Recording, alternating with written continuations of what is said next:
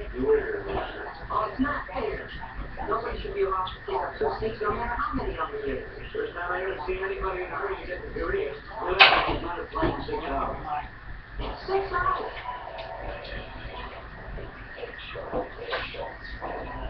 And that, and this is Olsen. I'm sorry. Hey, Olsen? How'd you like to make a little bit? Hello guys, I'm here with my review of Starrcade 1997. I know I'm a little bit late, but well, I took off to celebrate the New Year's, so I watched this show yesterday, and Starrcade 97 is also part of the reason I wanted to do this Starrcade review series, because of Hogan and Sting. So we are December the 28th, 1997, from the MCI Center in Washington, D.C. This arena would become Starrcade's home for the final 4 Starrcades, 97, 98, 99, and 2000. So there are 8 matches on this card, but there was supposed to be 9, but I'll get to that in a little bit. So our opening contest is a WCW Cruiserweight Championship match, as it's Eddie Guerrero defending against Dean Malenko. This is not a traditional Cruiserweight match with a lot of high flying and stuff like that. This is more of a technical wrestling story-based match.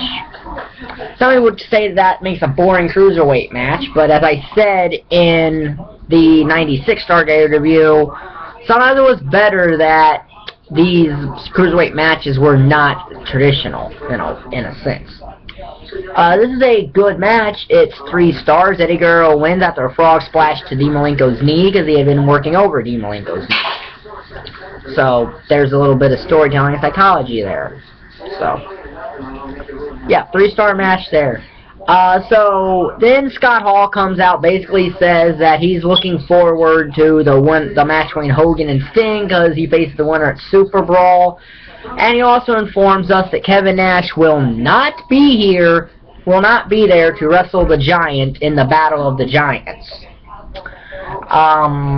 That match happened at a sold out, and it's a fairly infamous match in which it's a match in which Nash blocks a powerbomb.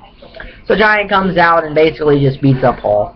That leads to a 6-man tag match, as it's Scott Norton, Vincent, and the Macho Man Randy Savage filling in for Conan, taking on the Steiner brothers and Ray Traylor. This is a not bad match, but it's not good. It's a 1.5-star match. Randy Savage gets the win off the top rope elbow.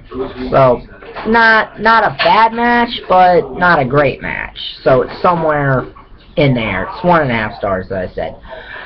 So our next match is Goldberg versus Steve McMichael. This is a 1/2-star match.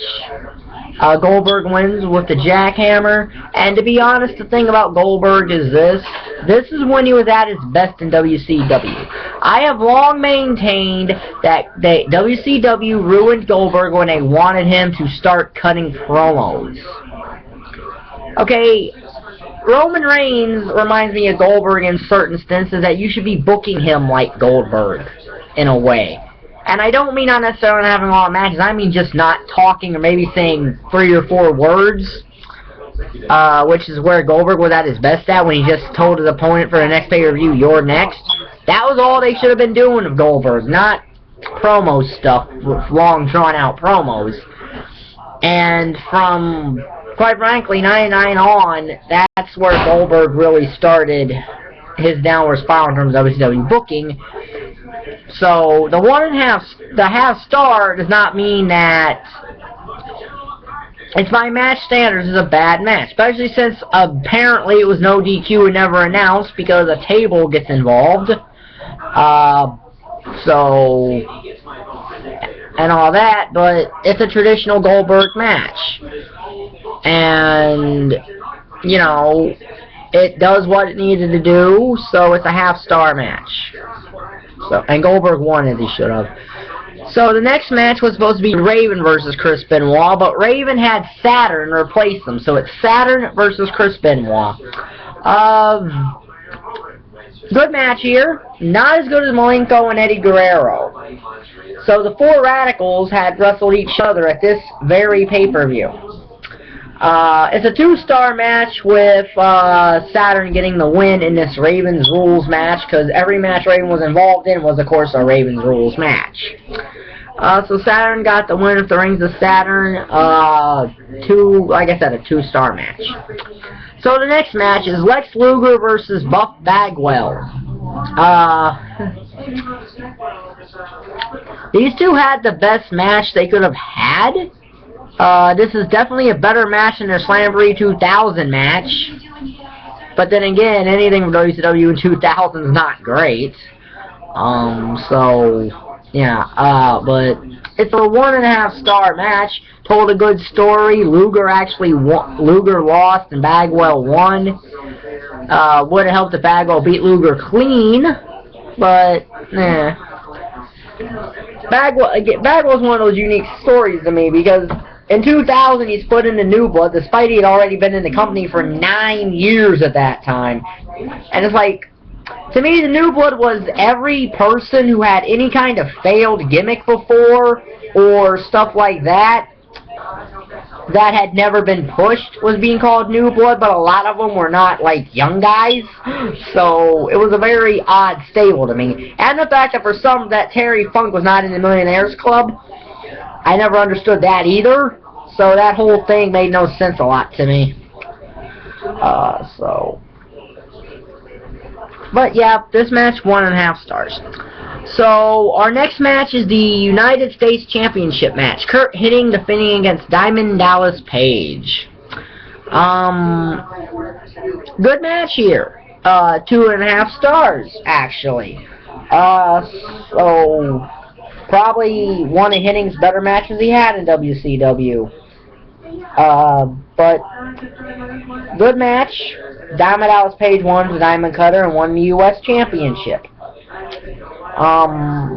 This match was supposed to be Hennig and Flair, but didn't happen. So, but Page won U.S. Championship, which they said was the first time he won a major championship. So I guess WCW did not count the TV title as a major championship, because Diamond Dallas Page is was a former WCW television champion. So I guess they didn't count the TV title as a major championship. So the next match is Larry Zbysko versus Eric Bischoff with Bret the Hitman Hart as the special referee. Stipulations in this match were this: if Larry Zbysko won, he would face Scott Hall at the January pay-per-view sold out. But if Bischoff won, then the NWO would get control of Monday Nitro. And they do this thing with Bret Hart where it looks like he's favoring Bischoff, even though he's technically not. Because he's breaking up on these submission holds that you can tell are clearly under the Adam's apple, or over the Adam's apple, and by definition that's a chokehold, by definition of wrestling rules. And he stops Zbysko from holding a closed fist punch, which is a closed fist punch, which may not be enforced, but is in the rule book. Hall loads Bischoff's foot up with some kind of metal thing. Bret Hart sees it, hits Bischoff. I guess Zbysko pins, and Hart got sharpshooter, and Hall counts 1, 2, 3, so Zbysko wins. Half-star match. Given Bischoff being in it, is about what you could get out of it. But honestly, this is a match that I don't think it should ever be on WCW's main show, because Starrcade is their WrestleMania, and your match before your main event features a retired Larry Zbysko and a non-wrestler in Eric Bischoff. So, and what's sad is Bischoff would be at another Starrcade next year in '98 facing Ric Flair with an entirely different outcome, but I'll get to that in the '98 Starrcade review. So the main event is the WCW World Heavyweight Championship match, Hollywood Hulk Hogan versus Sting. It's a 3-star match. Hogan gets a pin, but there's an apparent fast count, even though it's not. It was made to look like a fast count, but Nick Patrick didn't count fast at all. So, it didn't come off as a fast count. They made it come off as a fast count, and Bret Hart stopped the bell from ringing and restarted the match. I don't think Bret Hart even had any authority to do that, because his authority was only for the Eric Bischoff-Larry Zbysko match. A restart normally has to occur from either the assigned referee in the match or an actual other referee, and Bret Hart did not have, as far as I know, power to do that. And anyway, the finish of this match bugs me, because the finish of this match, in which Sting did win after that, was because Hogan did not want to job the Sting clean, which I don't understand why he wouldn't want to job the Sting clean. So they came up with this idea. Now, it continued the match into Super Brawl, which served its purpose, but... You talking to yourself? No. YouTube vid. Who are you talking to? YouTube vid. Oh. I need you in a little bit start the washer for the towels.